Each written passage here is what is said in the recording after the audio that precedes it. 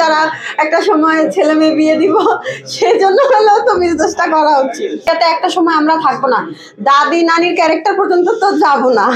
যতই বলি সবসময় নায়িকা না থাকি, এই পর্যন্ত বেঁচে থাকি কিনা তাও তো জানি না। বাচ্চারা একটা সময় ছেলে মেয়ে বিয়ে দিব, সেই জন্য হলেও তো বিজনেসটা করা উচিত। সাংবাদিক গুলো আপনি নাকি কান্না করতেছেন? আমি কেন কান্না করবো? কান্না করি না, আমি আজকে অনেক খুশি, আপনারা সবাই খুশি আমরা এত সুন্দর একটা ইনভাইটেশনে এসেছি, আর অবশ্যই এটা ভালো একটা উদ্যোগ। আপু সামনে ঈদ কি কাজ করছেন এবং কাজের বিষয়গুলো একটু জানাবেন। ঈদের জন্য নাটকে কাজ করছি। আমার আগামী কালকে থেকে একটা সিরিয়ালের 7 পর্বের 21 টেলিভিশনে শুটিং শুরু, আর বেশ কিছু ঈদের নাটকে কাজ করব। আর বৈশাখী টেলিভিশনে আমার অলরেডি একটা সিরিয়াল যাচ্ছে, রসের হাড়ি বাড়াবাড়ি। রসের হাড়ি বাড়াবাড়ি যদি রস পেয়েছেন? হ্যাঁ অবশ্যই অনেক রস পেয়েছি, শুধু আমি না, অনিয়া যাচ্ছে তো দর্শকদের কাছ থেকে অনেক ভালো সাড়া পাচ্ছি। তারপরে আমার যারা আত্মীয় স্বজন আছে তাদের কাছেও ফোন কল এসেছে আমার কাছে যে ভালো হচ্ছে, আর যাতে রানিং করি। এই নাটকে মানে সিরিয়ালে কাজ করছেন চরিত্র এবং তাদের সাথে কাজ করছেন, যদি এটার গল্প তো বলা যাবে না, এটা আপনারা সিরিয়াল থেকে দেখে নেবেন। আর আমার সাথে আমার কো আর্টিস্ট আছে চিত্রলেখা গুহ আন্টি, তার সাথেই এখনো কাজ করে যাচ্ছি। আর এমনি অনেক আর্টিস্ট আছে, সিরিয়াল যেহেতু অনেক আর্টিস্ট সিনিয়র জুনিয়র মিলিয়ে। না না না, উনি আমার খালা থাকে। এই গল্পটা মূলত হচ্ছে বোটানিক অ্যারোমা একটা ক্রিম ছিল মার্কেটে, ওইটা এখন মার্কেট আউট হয়ে গেছে, ওই ক্রিমের গল্পের পরিপ্রেক্ষিতেই আমাদের এই সিরিয়ালটা যাচ্ছে।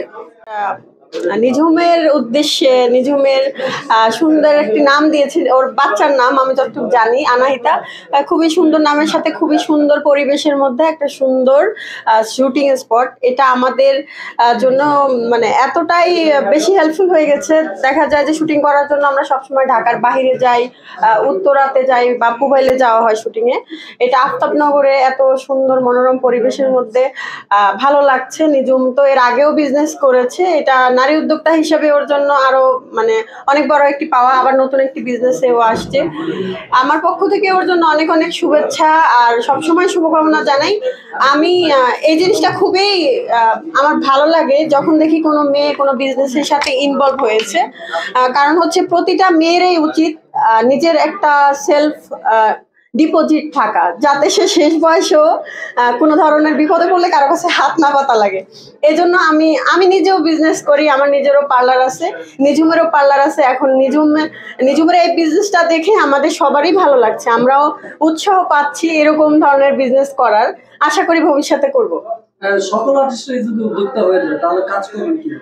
একটা সময় তো আর আমরা মিডিয়াতে এইভাবে কাজ করতে পারবো না। আর মেয়েদের, আমি কিন্তু বলছি মেয়েদের সবারই উচিত স্বনির্ভরশীল হওয়া, কারণ হচ্ছে যখন আপনি নিজের পায়ে নিজে দাঁড়াবেন, সেটা মিডিয়ার কাজই হোক আর বিজনেসের ক্ষেত্রেই হোক, তখন কিন্তু অন্যের প্রতি আপনার ডিপেন্ডেন্ট হওয়া লাগবে না, কারো আশায় বসে থাকতে হবে না। তাহলে কি মিডিয়ার কাজ কি কমে যাচ্ছে? কমে যাচ্ছে না, পাশাপাশি যদি বিজনেস থাকে সমস্যা কি? এটা তো আপনার শেষ বয়সে কাজে লাগতে পারে।